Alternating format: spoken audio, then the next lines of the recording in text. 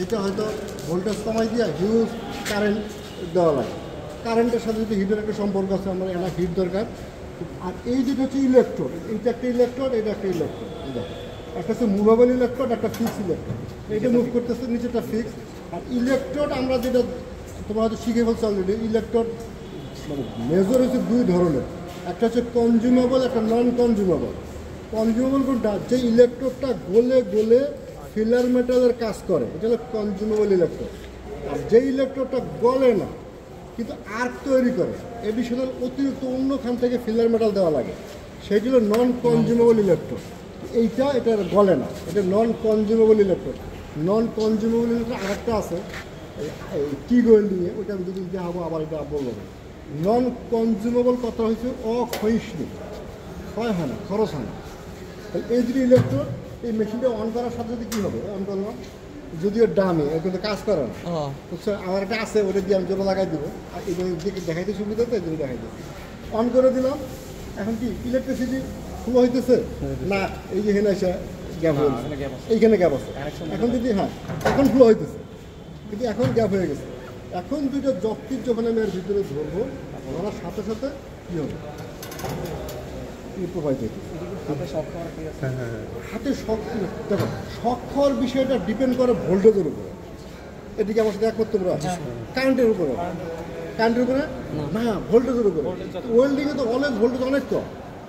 আমরা এই যে আর্ক ওয়েল্ডিং কী করি, প্রায় 40-এর নিচে, 140 না, অনলি 40। আর নর্মাল 220 ভোল্ট, 440 ভোল্ট আছে। 100 ভোল্টে হয়তো একটু একটু ঝাঁকি ঝাঁকি লাগে, 220 ভোল্টও কিছু হয় না, সরকার পড়ে। 400 হলে একটু একটু মানে আস্তে আস্তে ঝুঁকিপূর্ণ হয়ে যায়। এই 40 ভোল্টে এরা এই জন্য ওয়েল্ডিংয়ে শক খাওয়ার কোনো চাল নেই, কোনো ওয়েল্ডিংয়ে নাই, নাই। কিন্তু যেহেতু কারেন্ট বেশি, সব কিছু অনেক গরম, ওই দেখো টংস দেয়, টংস দিয়ে ধরা লাগে, ঠিক আছে? তাহলে দেখো এই হলো জিনিসটা। এটা কি পড়াই দিয়েছিলাম, কি পড়তেছি? Resistance welding. রেজিস্ট্যান্স ওয়েল্ডিংয়ে 3টা কথা সব সময় মানুষ জিজ্ঞাসা করে। 3টা টাইম, 3টা সাইকেল, বা 3টা পিরিয়ড, বা 3টা কী বলে ঘটনা। প্রথমটা হইতেছে, দেখো এই যে আমি যে এই যে প্যাডেলে পা দেওয়ার সাথে সাথে দেখি একটু নামতেছে,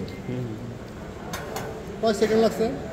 5 সেকেন্ড, 3 সেকেন্ড, 3-4 সেকেন্ড, 5 সেকেন্ড লাগছে না? এটা টাইম নিছে তো, এইটাকে বলে স্কুইজ টাইম। হ্যাঁ, তারপরে এটা গিয়েছিল না, এখানে স্কুইজ টাইম আবার দিচ্ছি না, ধরে আছে, কিন্তু স্কুইজ টাইম শেষ না। কারেন্ট প্রবাহিত যতক্ষণ না হবে ততক্ষণ স্কুইজ টাইমের মধ্যে থাকবে। এখন মনে করো যে 3 সেকেন্ড লাগছে এটা পৌঁছাইতে, কিন্তু বাকি এটা চাপ দিয়ে ধরার পরে বাকি আরও 3 সেকেন্ড পরে ইলেকট্রিসিটি প্রবাহিত শুরু করছে। টোটাল 6 মিনিট হলো, 6 সেকেন্ড কী টাইম? Squeeze time. বাকি যখন ধরে আসি না, এইটা অনেকে হোল্ডিং টাইম বলে, এইটা হোল্ডিং টাইম না, এটা হচ্ছে কারেন্টের টাইম, কারেন্ট টাইম বা ইলেকট্রিসিটির টাইম বা ওয়েল্ড টাইম। ঠিক এইটা বলো ওয়েল্ড টাইম। হ্যাঁ, ওয়েল্ড টাইম হচ্ছে ওয়েল্ডিং হইতেছে, হওয়ার পরে কিন্তু না এই অটোমেটিক্যালি এই মেশিন আছে, ওই মেশিন আছে, একটা ছোটো মেশিন আছে, অটো সার্কিট যখনও মানে এনাফ ফিউশন হয়ে কারেন্টের কাজটা শেষ, তখন কারেন্টটা সার্কিটটা বন্ধ করে দেয়, অটো টাইমার।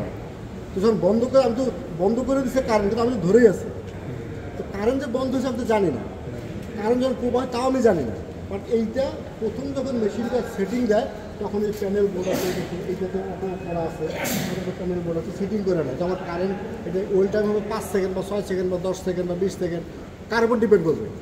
মেটালের থিকনেসের উপরে, বা মেটালের মানে কি ফেরাস না নন ফেরাস, কম্পোজিশনের উপরে ওইটা ঠিক করে দিলাম। এরপরেও তুমি ধরে আসো, এটা হচ্ছে হোল্ড টাইম। হোল্ড টাইম মানে কি? চাপ দিয়ে ধরে থাকার মানে হয়েছে ও তো ফিউশন হয়েছে, বলছে এখন জোড়া লাগানোর জন্য তো একটা কুলিং টাইম দেওয়া লাগবে, এই টাইমটা হচ্ছে hold time. Squeeze time, weld time, hold time. বোঝা গেছে না? এক কেস সিম্পল। চলো তো একটা জোড়া দিয়ে দে, এই মেশিনটা জোড়া দিতে পারবো। বারবার দেখো যে এই যে এই যে এই যে ওভারল্যাপ ছাড়া, ল্যাপ জয়েন্ট ছাড়া অন্য কোনো জয়েন্ট দেওয়া যাবে না, কারণ ওই তো রেজিস্ট্যান্স দিবে কোথায়? তুমি চাইলেই যে এটা বাদ জয়েন্ট দিবা, দিতে পারবো না। আর এটা হচ্ছে কি, ওই যে ইলেকট্রোডের যে এত মোটা ইলেকট্রোড, ওটা তো অনেক মোটা, কিন্তু কন্ট্যাক্টটা কিন্তু অত মোটা না, সারফেসটা একটু পয়েন্টিং করা, ওই যতটুকু এরিয়া নিয়ে সে মানে ওই যে কন্ট্যাক্ট করে, যেই এরিয়াটা এই ইলেকট্রন এরিয়াটা শুধু ওইটুকুর মধ্যেই শুধুমাত্র সে ইলেকট্রিসিটি দেয়, অতটুকুনি সে জোড়া দিতে পারে। আর আশেপাশে জোড়া দিলে তুমি চাইলেও যে কন্টিনিউস ওয়েল্ডিং হবে তা না, তুমি চাইলে যে এরকম দিলাম ঠিক আছে ওভারল্যাপিং হলো এটা কন্টিনিউ করে তা না, তুমি হয়তো স্পট দিতে পারবা। এই জন্য এটা আরেকটা হচ্ছে স্পট ওয়েল্ডিং। রোবোটিক্স আছে না, যে অটোমোবাইল থেকে প্যানেলগুলোতে এরকম করে মারে চেক চেক চেক চেক করে, সব স্পট ওয়েল্ডিং। ঠিক আছে, তাহলে দেখি বিসমিল্লাহির রহমানির রহিম দাঁড়ায় দেন দেখি দেখছো এই যে নিচেরটা মুভেবল, এটা ওই যে দেখছো ওখানে ওখানে একটা স্পার্কিং মারছিল দেখছি না, ওইটা ওয়েলটা যখন শেষ হয়ে গেছে, সরি ওয়েল টাইম, হ্যাঁ তখনও বন্ধ করে দিচ্ছে। এইটা এই দেখো তো একটা কালো ব্ল্যাক একটা স্পট করছে না, হ্যাঁ এটা এটা যদি খুব দুর্বল খুলে ফেলতে পারবো, লাগছিল তো, কিন্তু ও যেটা দেয় এখন আমি এটা কয়েকটা দিই।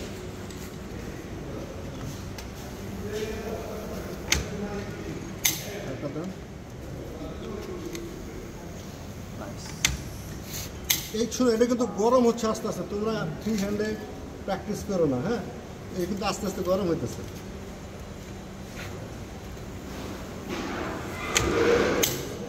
এসে কানি একটা দেয়,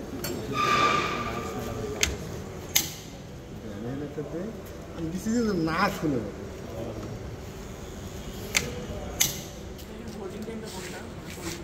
ওই যে যতক্ষণ লাস্টের যে সাইকেলটা যতক্ষণ ও ধরেছিল, যেহেতু অনেক পাতলা বেশিক্ষণ ধরে থাকে, মানে স্যার লাইটটা জ্বলার পর থেকে আপনি হাত দিয়ে বের করার আগ পর্যন্ত যে টাইমটা, হ্যাঁ হ্যাঁ হ্যাঁ, কিন্তু ওই টাইম বলতে পারতেছি না কত ডিউরেশনে কারেন্ট দিচ্ছে, আমি তো বলতে পারতেছি না, বাট এই তিনটার মধ্যে আছে।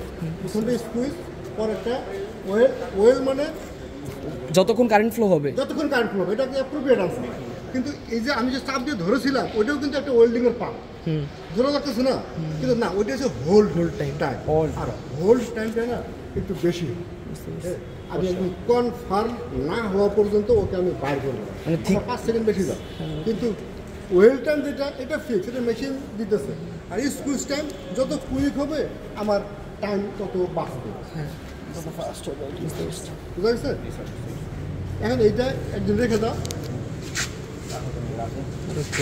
ঠিক আছে মোটামুটি, থ্যাংক ইউ স্যার। ঠিক আছে। শোনো আরেকটা কথা